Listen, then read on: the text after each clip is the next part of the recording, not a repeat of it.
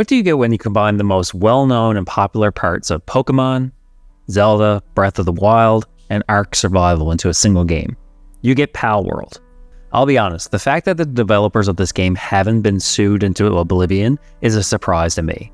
This is like when your friend borrows your homework and just uses a thesaurus to change a few words. In some cases, they didn't even do that, just straight up lifted things from other games and put it into theirs. I played Palworld on the Xbox Series X through Game Pass, where it's still in early access or game preview, as Game Pass likes to call it. Since it is in early access, I'm a little more forgiving on the rating. If you looked at the thumbnail, you'll see I gave it a 7 out of 10, and I suspect that rating will definitely go up a lot when Palworld eventually enters its full release phase and some of the issues get ironed out. So let's start as we always do with the technical. Palworld actually ran pretty good on the Xbox Series X with a stable frame rate, but there are some technical issues. For example, any pals or enemies in the distance enter into a PowerPoint slideshow type movement, often jittering across the screen and lacking any animation.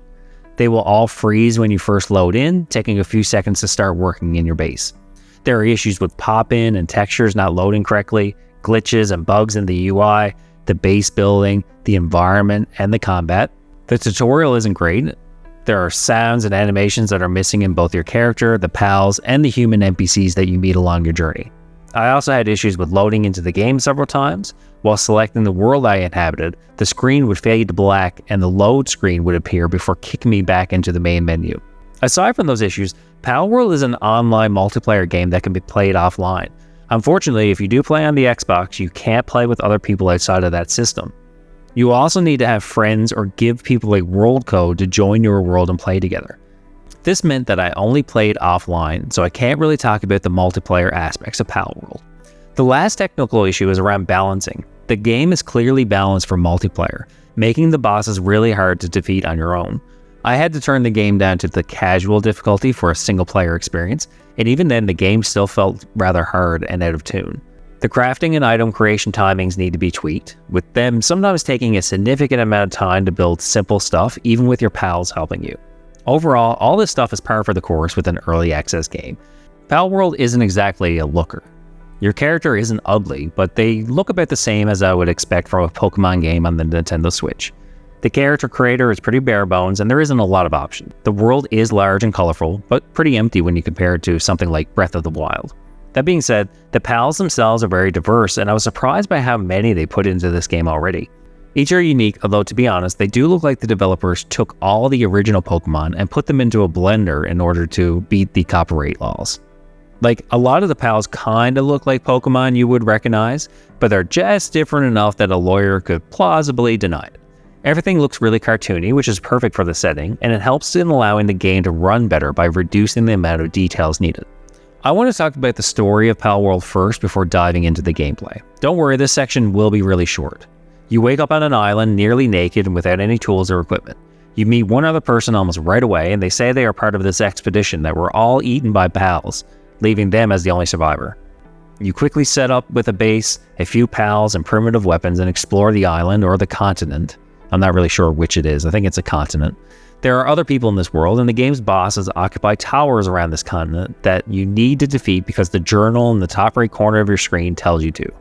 The towers are like the gyms from Pokemon, except the gym leaders have Pokemon and guns. That's pretty much it. I assume my story is one of those things that will eventually be added to Palworld when it's fully released. For now, it's more of a sandbox with suggestions of things to do and accomplish. Alright, let's talk about the gameplay. Palworld was described as Pokemon with guns, and while that is kinda true, it's not entirely accurate. Let's talk about the Pokemon, or pals, first. You catch pals in balls after whacking them in the head with a bat or shooting them with a bow or a gun. When they're weak, you toss the ball and there's a chance you will catch them. You can have 6 pals with you at any time, and they will fight with you or help around your base if you tell them, or act as mounts if you have a saddle for special pals.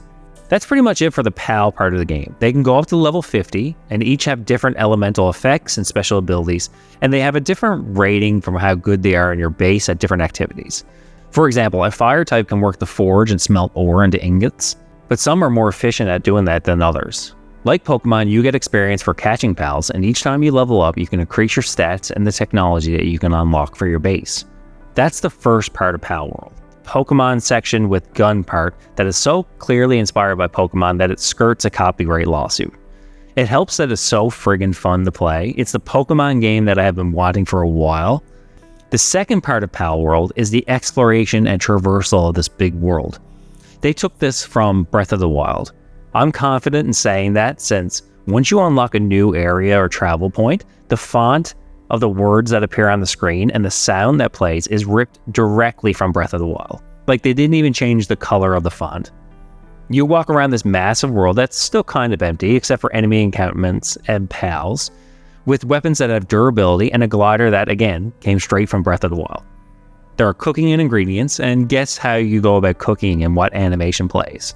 If you guess the one from Breath of the Wild, you hit the nail on the head. The third part of Palworld is the base building. Palworld has survival mechanics like heat and cold, again, straight from Zelda. I think they even use the same temperature gauge in the bottom left corner. With outfits, you can craft to mitigate its effects.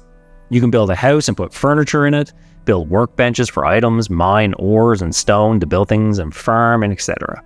It's very diverse and a well thought out system, which again, probably came from Ark Survival or another game like that, and was lifted directly into Palworld. Your pals can help you in your base, collecting resources, farming or mining, and even leaving behind materials like wool and eggs. As you go forward in levels, you unlock new technologies, and the type and amount of materials you need will reflect your growing power. The crafting and base building is great, although it may need some fine-tuning. Some of the construction or crafting takes a really long time. You can upgrade your character to be better at doing that as you level up your stats, but that means you have to choose to do that instead of leveling up your health or carrying weight. Look, Palworld is fun. I really enjoyed playing it. That isn't surprising since I loved both Breath of the Wild and the Pokemon games, and Palworld takes a lot of its elements from those two games. There's so much to do in Palworld, so many areas to explore, and it's still just in early access. There's also a giant update coming in the end of June that's going to add an entirely new area, new pals, and a bunch of other stuff. For a game in early access, Palworld is impressively massive, and players can expect at least hundreds of hours of things to do. My conclusion is that Palworld is worth checking out on Game Pass or even purchasing outright since it's only $30 US. It's easily worth that amount of money, and with new content being added, there's so much replayability and things to do that's going to keep you entertained for a long time. Unfortunately, since it is still in early access, there are still a lot of technical issues and balancing problems and things that keep it from being rated higher than 7 out of 10 on my personal scale, but that number is absolutely going to change as they patch, update, and finally release this game. Thanks for checking out my review, and make sure to leave a like on the video and subscribe. If you've played Palworld, leave a comment below and let me know what you thought of it.